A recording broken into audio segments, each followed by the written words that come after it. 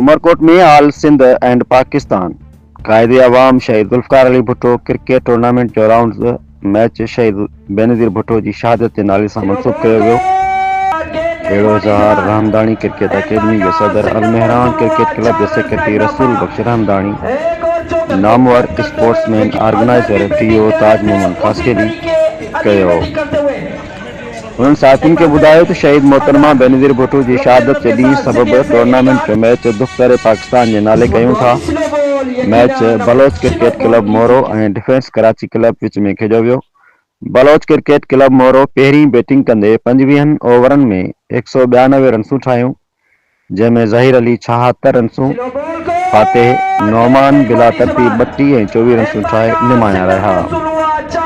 Defence Karachi की तरफा बेहतरीन बॉलिंग कंदे फर्स्ट क्लास बॉलर आसिम जत 4 विकेटों वरतियूं ऐं पाकिस्तान के मायनाज बॉलर ऑफ स्पिनर आतिफ मकबूल 3 विकेटों वरतियूं।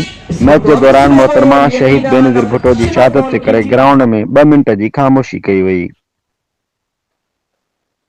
जड॒हिं जवाब में बैटिंग कंदे डिफेंस कराची क्रिकेट क्लब ॾिनल टारगेट 7 विकेटुनि के नुक़सान ते हासिल करे वरितो, जंहिंमें अली बैटिंग कंदे 81 रन्सूं ऐं अब्दुल्ला फज़ुल 40 रन्सूं ठाहे मैच खटण में अहम किरदार अदा कयो।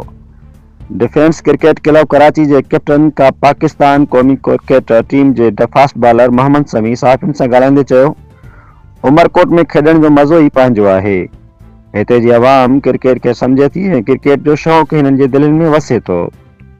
उनजो वधीक चवणु हो त टूर्नामेंट के स्पॉन्सर करण में ख़ालिद सैफुल्लाह सिराज सुमरो सां गॾु बहितरीन sportsman cricket organiser Taj Mohammad डीओ, organiser Rahmdani cricket academy Almehran cricket academy के सेक्रेटरी रसूल बख्श रहमदानी, जिन हमेशा क्रिकेट के सपोर्ट कियो आहे ऐं असांखे इज़त ॾिनी आहे।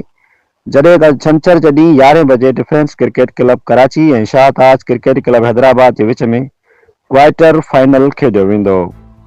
जॾहिं त मारवी ग्राउंड उमरकोट में मैच दौरान 27 दिसंबर ते मोहतरमा शहीद बेनज़ीर भुट्टो के हज़ारें शायकीन खिराज तहसीन पेश कयो।